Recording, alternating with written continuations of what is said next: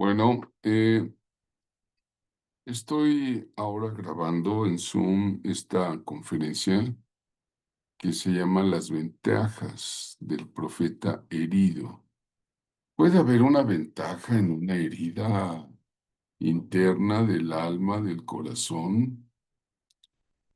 Eh, Pienso que sí.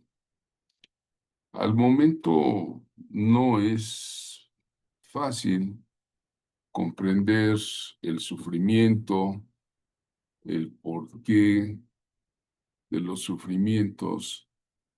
Pero ¿qué sabiduría vamos a obtener de ese sufrimiento que Dios permite? Por eso esta plática. Dios es el mismo, ayer, hoy, por los siglos, y las Sagradas Escrituras nos muestran los sufrimientos de diversos siervos, sobre todo de nuestro amadísimo Señor Jesucristo. Estaba profetizado 700 años antes de su primera venida por el profeta Isaías como varón de dolores. Y si alguien fue profeta, fue realmente el Señor Jesucristo. Él fue alguien que sufrió torturas intensísimas. La muerte de cruz era una muerte brutalmente dolorosa. Era diseñada para agonías prolongadas y de mucho dolor. Y sin embargo, el propio Hijo de Dios estuvo dispuesto en la cruz a sufrir y morir incluso por esta causa. Esto nos dicen las Sagradas Escrituras, y por la fe hemos tomado esa muerte como parte de nuestra salvación por el derramamiento de su sangre inocente. Tenemos fe en su resurrección, en el gran poder de Dios que le levantó de entre los muertos, y eso nos hace creyentes, esperando que también Él tendrá compasión siempre de nosotros. Decía que Dios es el mismo ayer, hoy y por los siglos, y pienso que las cosas no han cambiado. El corazón de un profeta puede ser herido, puede ser. Esto no es el cielo, no estamos en miel sobre hojuelas ni en un lecho de rosas, ¿no? Estamos en un mundo difícil, en un mundo caótico, en un mundo de locos, gobernado por locos, donde aumenta la maldad. Y por diversos motivos, las relaciones sociales de un profeta, las relaciones familiares, en su trabajo, en sus metas personales, pues pueden traer heridas emocionales, heridas que nos hacen llorar, nos hacen sufrir, y puede que haya alguna ventaja en un corazón herido. Bueno, por experiencia personal pienso que sí. Deuteronomio 32:9, Deuteronomio 32:39 es el texto. El Señor dice: ved ahora que yo soy, y no hay dioses conmigo. Yo hago morir y yo hago vivir. Yo hiero y yo sano. No hay quien pueda librar de mi mano. Esto dice el Señor en el libro de la ley de Deuteronomio. Y aquí entramos con que las heridas del alma, porque el alma tiene una parte que es sensible, ¿no? Son los sentimientos. El alma tiene, según diagnósticos, tres áreas, ¿no? Que son los pensamientos, dos, los sentimientos, y tres, la voluntad, el alma humana. Pero las heridas en los sentimientos, en esta parte del alma, nos acercan a Dios. El Salmo 51:17, donde el propio David, un rey conforme el corazón de Dios, él escribe, dicta y llega a nosotros la palabra Salmo 51:17, los sacrificios de Dios son el espíritu quebrantado, al corazón contrito y humillado, no despreciarás tú, oh Dios.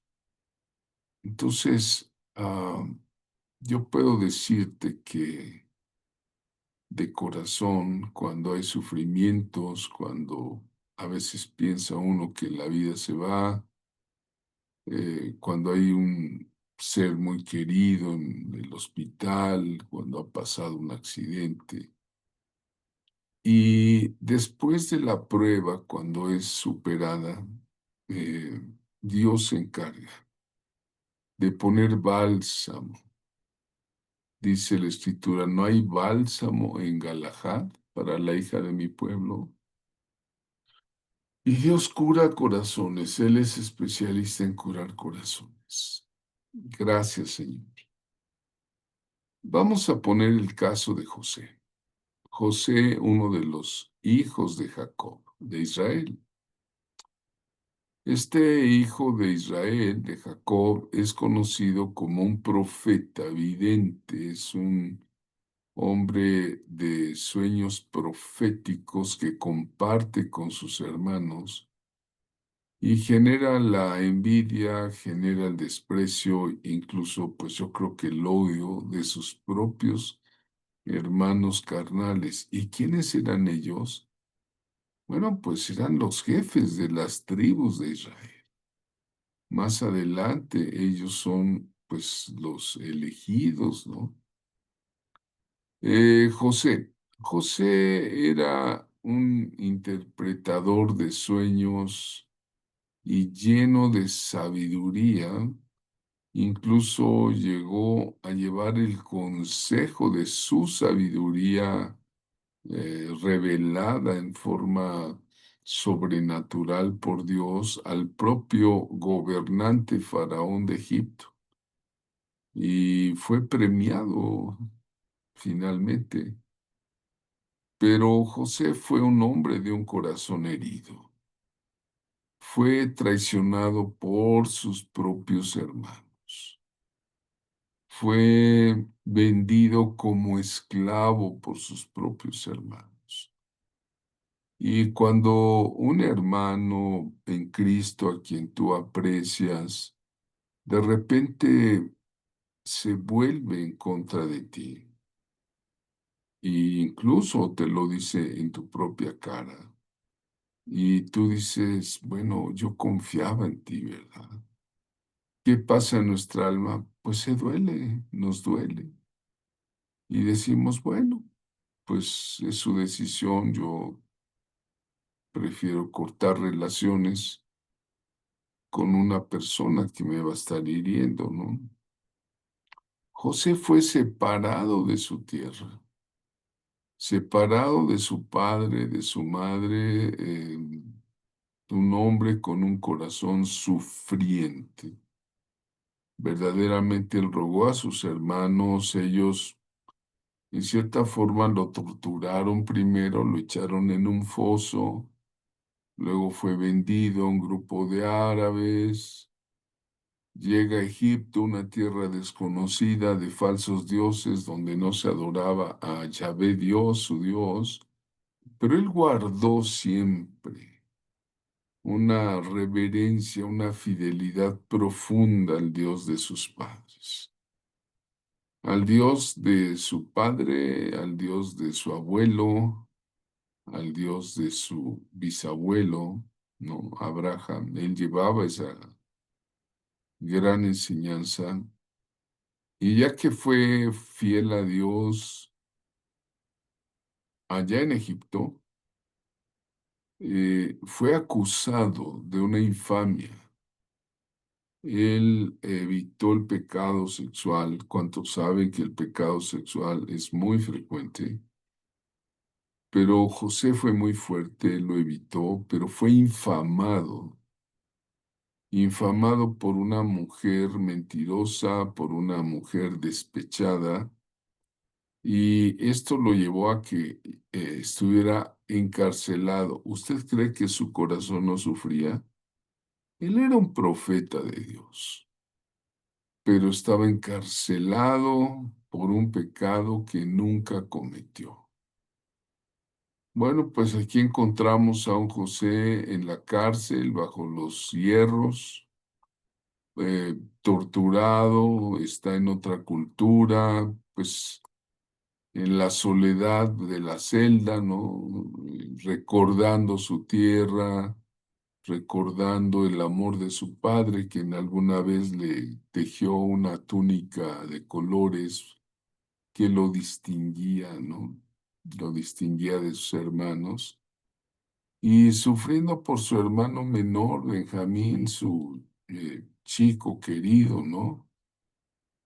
Él decía, mi corazón está herido, ¿no? El libro de Hechos, ya en el Nuevo Testamento, nos narra claramente, ¿no? También por otro siervo sufriente, que antes de morir apedrado, apela en defensa a estas escrituras. Hechos 7:9, este hombre, un diácono de la iglesia primitiva, narra lo siguiente. Textual lo voy a leer. Los patriarcas, movidos por envidia, vendieron a José para Egipto, pero Dios estaba con él. Los patriarcas de las tribus de Israel, envidiosos, movidos por la envidia, uno de los pecados capitales, lo vendieron, lo vendieron como un vil esclavo por unas cuantas monedas. Lo iban a matar, ¿eh? Uno de los patriarcas Judá intervino para que no lo asesinaran, ¿no? Engañaron al papá, tomaron la túnica hermosa que le tejió, la mancharon con sangre de un cabrito, e hicieron una prolongación de ese sufrimiento a su propio padre Israel, es decir, Jacob. Dice Hechos 7:10, hablando de José, que Dios estaba con él, le libró de todas sus tribulaciones. Bendito el Señor que nos libra de la aflicción, de la tribulación, del dolor, del enojo.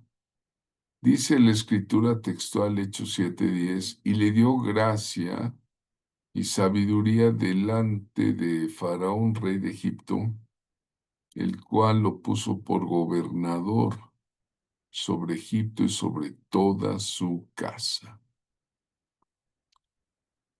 Muy interesante es que los profetas a veces podemos pasar por sufrimientos para poder identificarnos con el que sufre.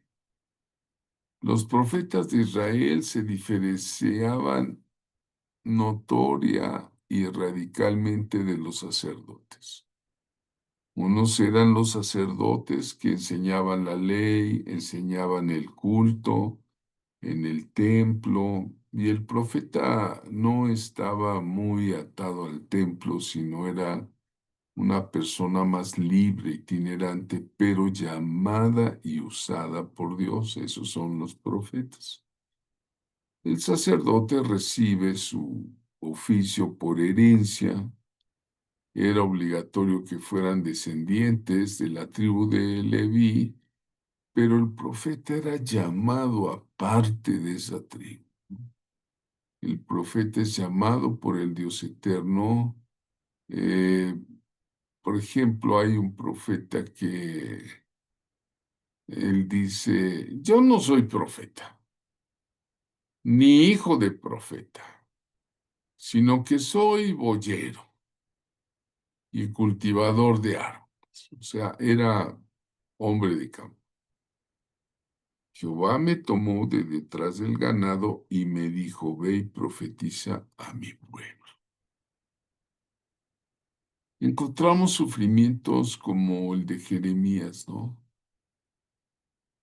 El corazón de Jeremías sufriendo apela ante Dios, ahí en Jeremías 1:5, recordemos que el Señor le dice, antes que te formase en el vientre, te conocí. Y antes que nacieses, te santifiqué.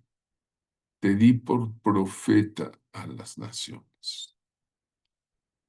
Eh, Esa distinción de profeta pues era honrosa en el sentido de que Dios es el que llama, pero era sufriente porque pues se le puso un yugo, fue abofeteado por otro pseudo profeta, ¿no? Se hacía pasar por verdadero siervo de Dios, pero solamente atormentaba a Jeremías. Eh, lo pusieron en una cisterna. Dios le dijo, no te cases porque vienen tiempos horribles para Israel. Y yo creo que Dios pensaba predictivamente que si este hombre se casaba y tenía hijos, ellos iban a sufrir, ¿no? Por esta distinción, muchas veces el corazón del profeta era herido por el rechazo en su oficio y mensaje. En el caso de Eliseo, pues fue herido por una traición muy fuerte de el siervo Giezi. Seguramente él lo estaba adecuando para recibir el propio manto de Elías. Eliseo, recuerden, había recibido doble porción y Giezi era su siervo seguidor, pero la ambición lo cegó. En mi experiencia personal he conocido hombres que me han defraudado. Yo no esperaba esto de alguien, ¿no? Que incluso lo denunció otro pastor, lo denunció el pastor y con pruebas como un depredador sexual. Qué pena, ¿no? Yo no esperaría eso. Otro que, pues, envalentonado me dijo, yo promoví una división contra ti. Entonces, me sufrió mucho eso. He aprendido y después de esto quedan rasgos de mayor sabiduría. Heridas que lastiman, que dueles, muchas veces llevan a llorar ante la presencia de Dios, no ante la presencia de los hombres. Eh, Alguna vez yo le dije a Dios cuando iniciaba el pastorado, para esto me llamaste, cuando empecé a ver los sufrimientos. Ahora, no digo que soy el hombre perfecto, lleno de santidad. Me volvería yo un santurrón, un hombre hipócrita. No, no. He tenido hierros también en mi caminar como cristiano, como pastor incluso, que me han causado mucho sufrimiento cuando me doy cuenta que ofendí a Dios, ofendí a terceras personas por un mal comportamiento, ¿no? Por una falta de liberación de algo interno que no era yo totalmente libre y eso me causó el sufrimiento que causa el arrepentimiento verdadero, ¿no? El arrepentimiento con sufrimiento es maravilloso, vamos a decir, porque trae la prevención de no volver a reincidir. Jesucristo, el Hijo de Dios, es tan bueno, tan compasivo, que si somos sinceros y arrepentidos con Él, nos va a perdonar. Y nos va a perdonar para siempre. Y a mí lo que me interesa es el juicio de Jesús, no el juicio de los hombres. De verdad, a mí me interesa quedar bien con mi Salvador. Él entregó vida y sangre en una cruz y los hombres no, los hombres juzgan, hablan, critican y pueden estar en su derecho de hacerlo, pero Jesús no es así. Jesús perdona. Si nosotros somos infieles, Él permanece fiel. Por su llaga somos nosotros curados. Bueno, estábamos hablando de Jeremías, ¿no? Jeremías es conocido como el profeta llorón.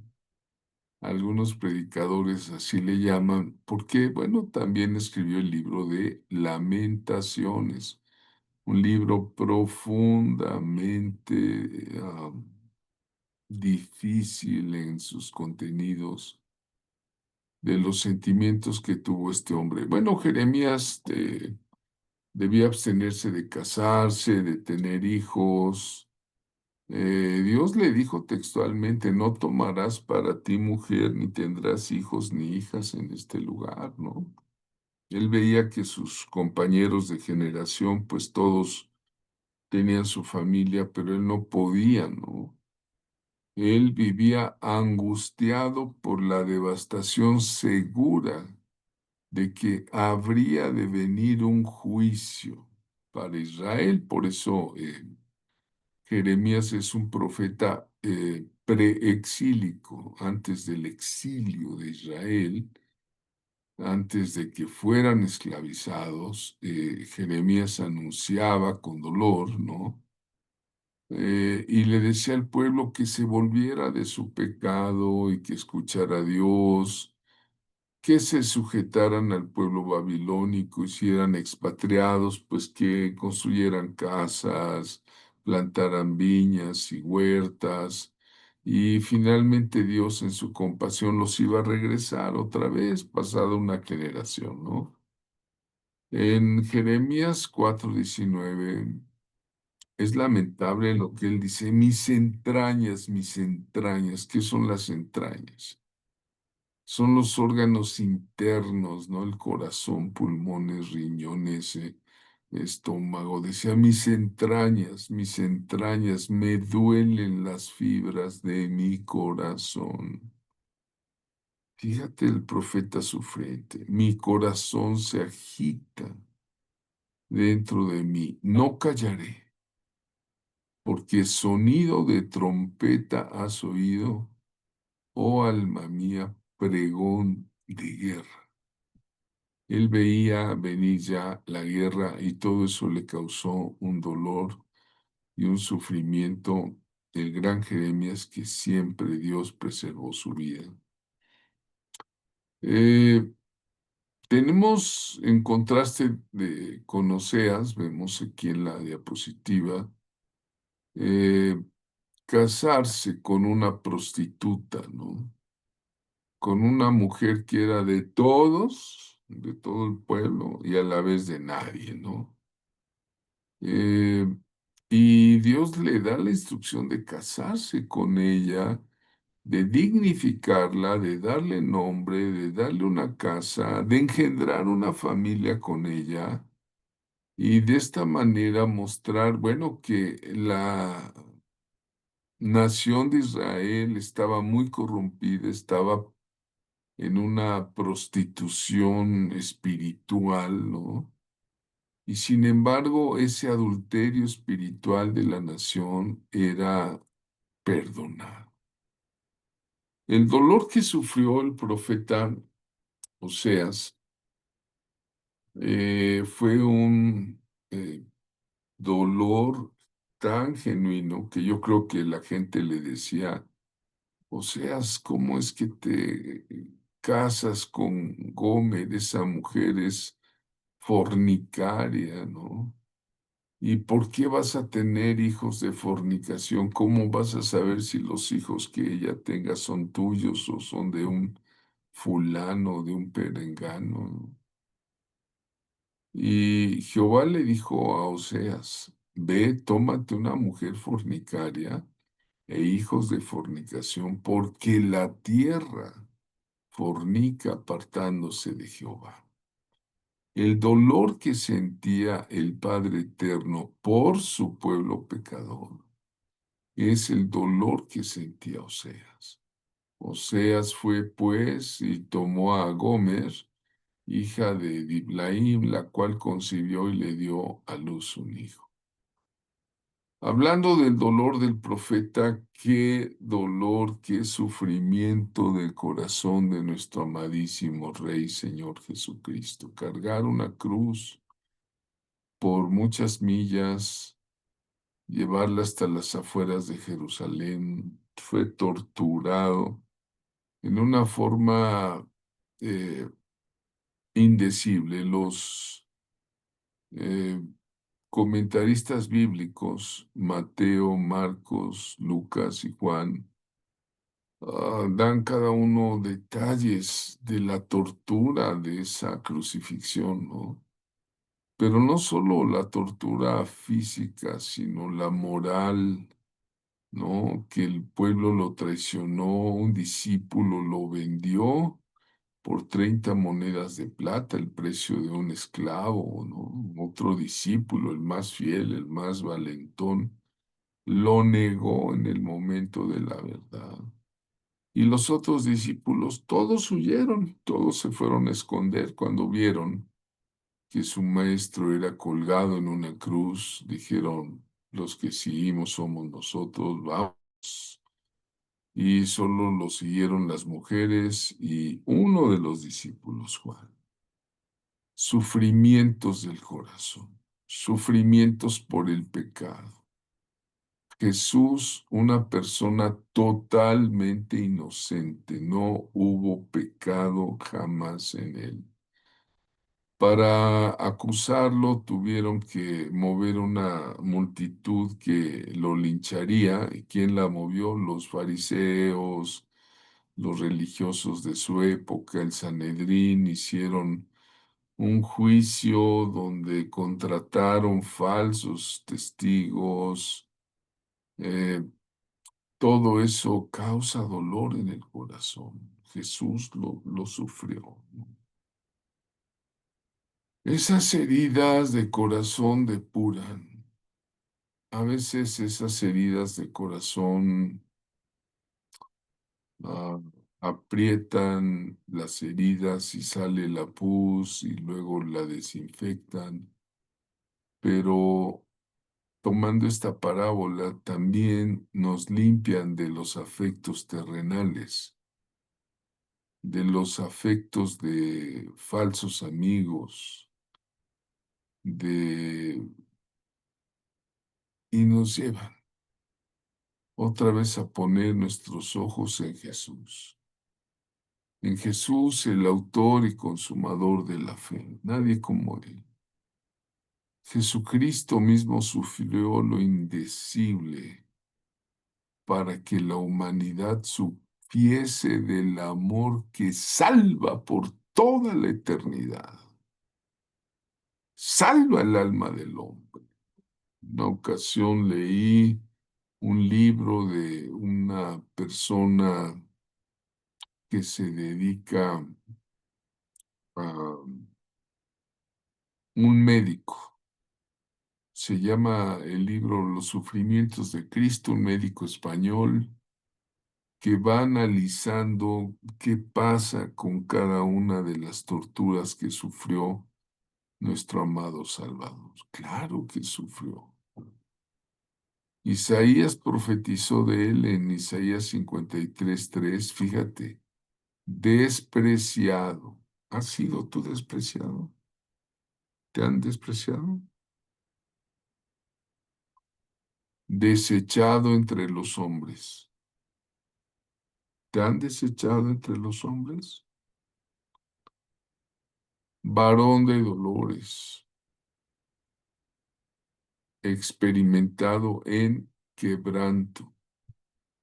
¿Tu vida ha estado en peligro? Y dice la escritura, y como que escondimos de él el rostro. Fue menospreciado y no lo estimamos. A veces Dios permite que suframos un poquito, pero Él sufrió mucho, mucho, mucho. Por eso Isaías 53:4, el profeta predijo y habló algo futuro, porque Isaías escribió 700 años antes de Jesucristo, habló algo futuro como si ya hubiera pasado, en tiempo pasado. Dice, ciertamente llevó él nuestras enfermedades y sufrió nuestros dolores. Y nosotros le tuvimos por azotado, por herido de Dios y abatido. ¿Sufrió el profeta Jesús? Sí, sí sufrió. Pero hoy es Rey de Reyes. Hoy es Señor de Señores. En Hebreos 5:7 dice, y Cristo, en los días de su carne, ofreciendo ruegos y súplicas, con gran clamor y lágrimas. ¿Qué ofrecía Jesucristo al Padre? Ruegos, súplicas, con gran clamor. Él clamaba y clamaba y clamaba, y lágrimas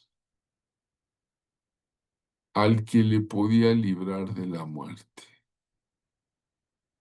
Pienso que fueron los momentos que él pasó en Getsemani, en el huerto de los olivos en Getsemani, donde su sudor de la frente tenía gotas de sangre, tanto que Dios le mandó un ángel para fortalecerle. Él oró por usted y por mí. Y le decía, Padre, si es posible que pase de mí esta copa. Se refería a la copa del sufrimiento, tenía que beberla. Y le dijo al Padre, pero no se haga mi voluntad, sino la tuya, la tuya. Él fue obediente hasta la muerte y muerte de cruz. Su obediencia fue perfecta. Dice Hebreos 5:8, es un versículo clave, muy importante.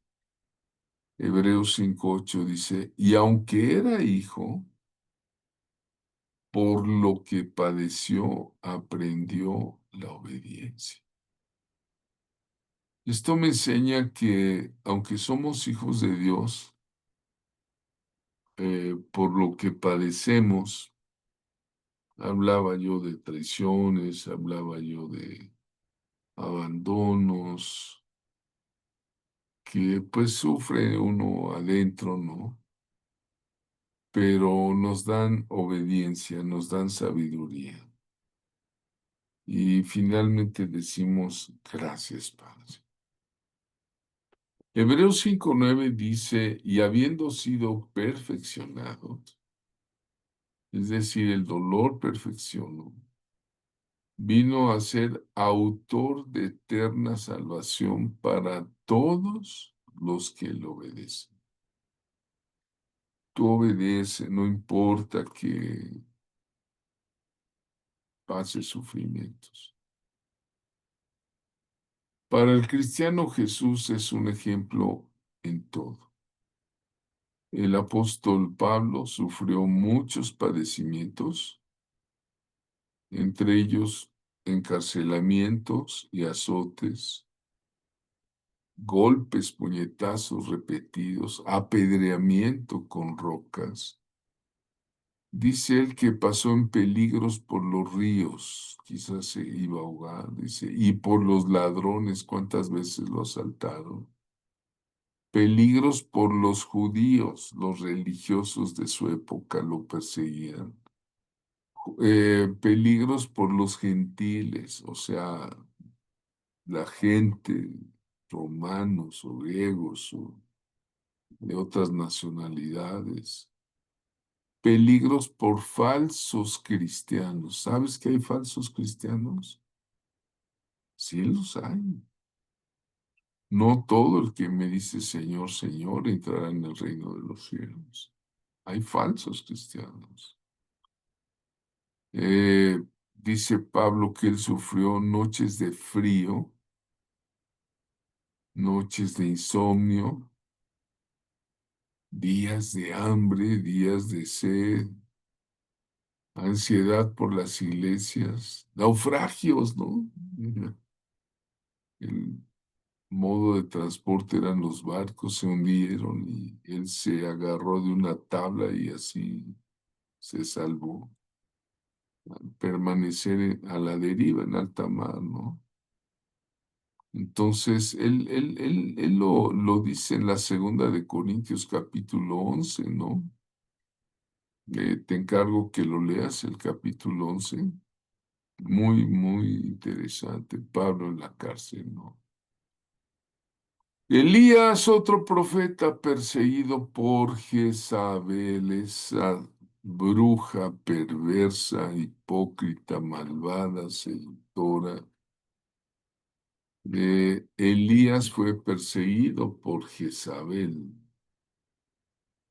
Después de este milagro, Jezabel, la esposa de Acab, era esposa de un reino, era una mujer pagana, casada con un rey de Israel.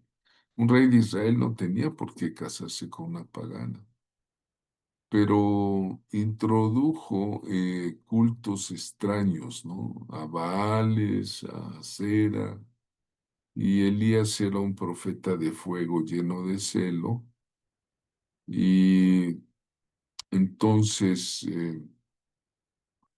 ella comenzó a perseguir a Elías, el cual tuvo que esconderse en el desierto, sufrir.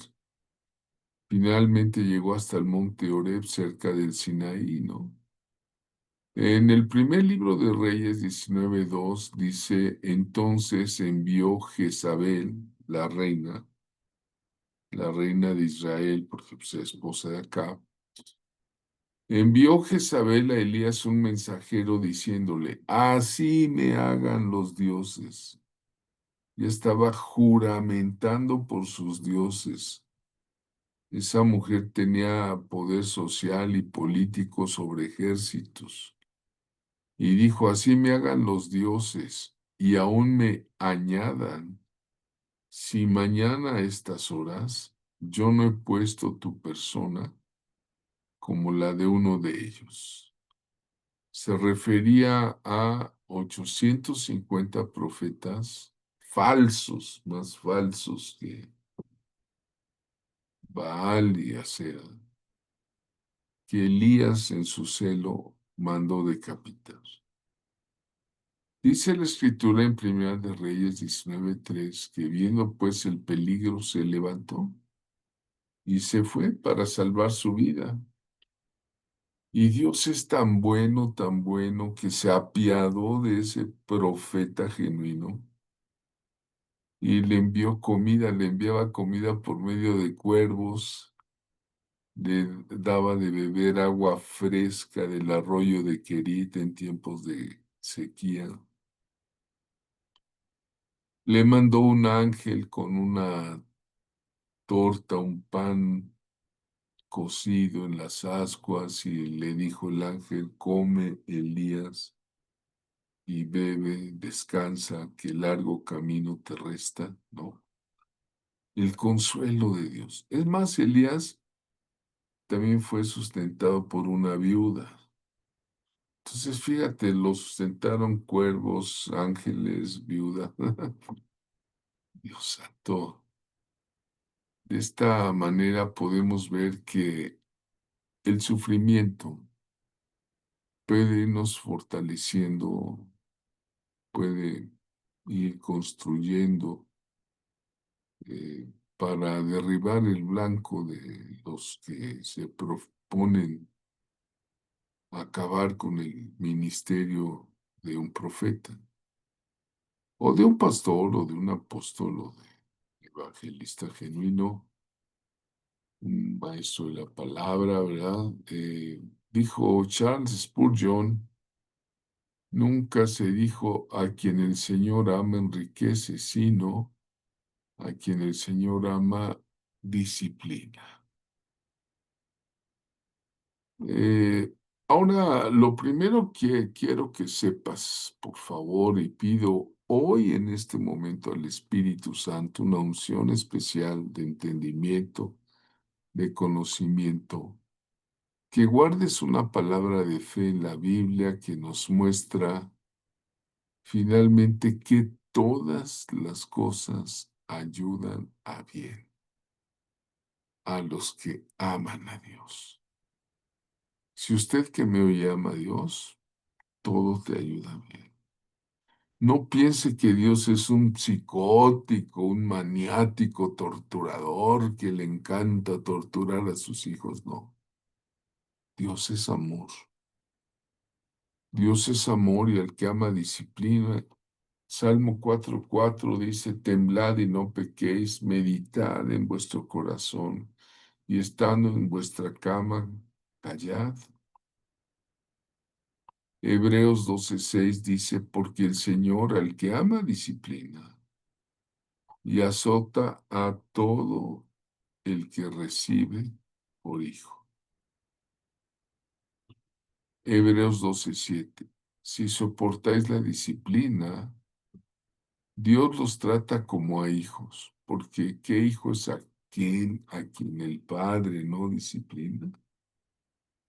Y Hebreos 12:8 que dice, pero si los dejas sin disciplina, de la cual han sido participantes, entonces sois bastardos y no hijos. Qué difícil es la bastardía, ¿verdad? Después de la prueba viene la bendición. Pudiésemos hablar no solo de Jezabel, sino de Absalón, ¿verdad? Absalón, cuando su propio padre, David, el rey, un hombre conforme el corazón de Dios, es perseguido por Absalón. El nombre de Absalón está ahí en hebreo, en la diapositiva, significa el Padre es paz, ¿no? Está en el libro de Reyes, era un hombre muy bien parecido, con una larga cabellera, pero representa el espíritu de traición, maldita traición. ¿Cuánto daño ha hecho a los siervos y a los profetas? Opera en el corazón de los líderes de la iglesia. De, eh, Ese espíritu de Absalón debe ser echado fuera de nuestra vida. Él fue aconsejado por un tal Aitofel y traicionó a su padre. Y todavía su padre, David, dice, ay, mi hijo Absalón, cuando se lo entregaron muerto porque en la huida se le enredó la gran cabellera en una rama de encinos y el general Joab pues lo asesinó con 3 dardos, ¿no? En el corazón. Incluso David se enojó con Joab a pesar de que Absalón eh, lo persiguió a su papá, le quiso quitar el trono, lo sacó del trono, tomó a sus mujeres y tuvo relaciones sexuales públicamente delante de todo el pueblo para que el pueblo se enteraba de que pues era alguien que combatía al rey, rebelión, rebelión, rebelión. David se puso muy triste, fue a llorar a un cuarto a la entrada de Mahanaim. Mahanaim significa 2 campamentos, o sea, división. Y mientras iba subiendo decía, Absalón, hijo mío, Absalón, hijo mío, Absalón, como quisiera que yo hubiera muerto en tu lugar, ¿no? En conclusión, esta tarde hemos hecho un estudio bíblico sobre el corazón herido de un profeta. El corazón herido va a traer sabiduría. En conclusión, el sufrimiento sí sirve. ¿Para qué sirve? Para hacernos más fuertes, ¿sabes? El sufrimiento nos ayuda a desarrollar la capacidad de superar las dificultades y las adversidades. ¿No? Así que alguien que ya sufrió puede decir, bueno, pues venga lo que venga. De hecho, se dice que las emociones, al igual que los músculos, ¿verdad? Los músculos del cuerpo, las emociones necesitan soportar ciertos grados de sufrimiento para fortalecerse. Salmo 22:14 dice, he sido derramado como aguas y todos mis huesos se descoyuntaron. Mi corazón fue como cera, derritióse en medio de mis entrañas. ¿No demandaría a Dios todo esto? Porque Él conoce los secretos del corazón. ¿Está alguno entre ustedes afligido? Dice el libro del apóstol Santiago. ¿Está alguno entre ustedes afligidos? Haga oración. Haga oración. ¿Está alguno alegre? Cante alabanzas. En Efesios 6:18 nos dice, orando en todo tiempo, con toda oración y súplica, en el Espíritu, y velando en ello con toda perseverancia y súplica por todos los santos. Bienvenidos todos los sufrientes de corazón. Les agradezco mucho su atención y gracias. Pueden comprar mis libros, este libro de principios proféticos. Lo recomiendo ampliamente para toda la gente profética. Pueden pedirme la Biblia Diacrónica Hebraica, es un gran versión bíblica escrita por el pastor Lauro Ayala. Consúltame, por favor, en mis programas de YouTube. Ahí vas a encontrar muchos videos de diversos temas, bíblicos todos, cristocéntricos. Y bueno, pues quiero decirte que también tenemos como ministerio la distribución del aceite de la Santa Unción. Pues gracias por tu atención. Soy tu amigo Javier Hermoso. Gracias por atender en este canal. Que Dios te bendiga rica y abundantemente, a ti y a todos los tuyos. Todas las cosas ayudan a bien a los que aman a Dios.